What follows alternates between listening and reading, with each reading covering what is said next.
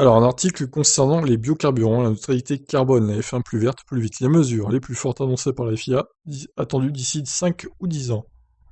Oui, c'est ça, 5 ou 10 ans. Poussées par l'engagement de Mercedes et de Lewis Hamilton, ainsi bien sûr que par l'opinion publique, la FIA a annoncé à franchir de nouveaux caps dans son action pour l'environnement. Largement évoqué ces dernières semaines, l'arrivée des carburants plus durables sera une réalité dès la saison prochaine. Les premiers barils de ces carburants 100% plus verts, composés à partir de déchets environnementaux, ont été livrés cette semaine aux motoristes. Ces biocarburants seront opérationnels pour les F1 et pourront être ainsi testés l'an prochain, à titre d'expérimentation pour prouver qu'ils fonctionnent.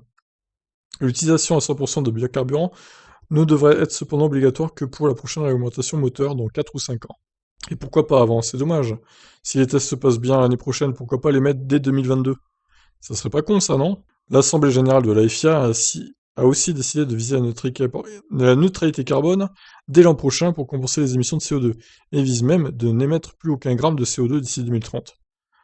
Oui, alors je vois pas comment c'est possible, mais bon, bref. La FIA compte ainsi s'inscrire dans la lignée des accords de Paris, dont la communauté internationale a récemment célébré le 5e anniversaire. Jean Todt, le président de la FIA, engagé par ailleurs pour l'ONU pour la sécurité routière, a salué ainsi ces récentes annonces. La FIA prend ses responsabilités en menant le sport automobile et mobilité vers un avenir à faible émission de carbone afin de réduire les impacts environnementaux de nos activités et de contribuer à une planète plus verte. Je suis heureux que nos membres approuvent notre stratégie environnementale qui s'inscrit dans le cadre de l'initiative Purpose Driven, axée sur la contribution sociétale de nos deux paliers, en développant un carburant durable fabriqué à partir de déchets biologiques pouvant alimenter la F1. Nous faisons un nouveau pas en avant. Avec le soutien des principales entreprises énergétiques mondiales, nous pouvons combiner les meilleures performances technologiques et environnementales. Ross Brown, du côté de la FOM, a rappelé l'engagement complémentaire de Liberty Media pour rendre la F1 plus verte, ce qui est aussi une question de marketing et d'image. La Formule 1 a longtemps servi de plateforme pour introduire les avancées de la prochaine génération dans le monde automobile. Nous sommes ravis de la dynamique en faveur des carburants durables, qui s'inscrit parfaitement dans notre plan visant à atteindre un bilan carbone net zéro pour le sport d'ici 2030. Non mais ça, honnêtement, je vois pas comment du tout c'est soit possible en fait. Elles seront pas électriques en 2030 les voitures, donc même avec du carburant bio, il y a des rejets de CO2, c'est sûr. Bizarre. Notre première priorité en matière de durabilité est maintenant d'établir une feuille de route pour le moteur hybride qui réduit les émissions et présente un réel avantage pour les voitures de route.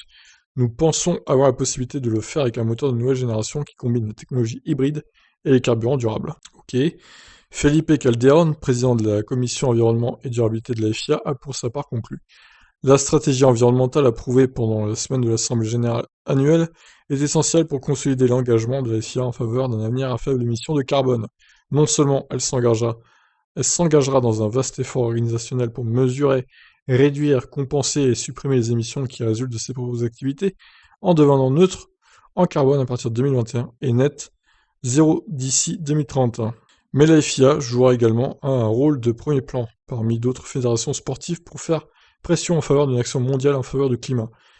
Cette nouvelle stratégie offre un cadre complet pour aider ses membres à devenir plus durables et à développer eux-mêmes un leadership en matière de climat. Eh ben, rien que ça. Bon, ben voilà, beaucoup de chiffres, hein, beaucoup de dates aussi.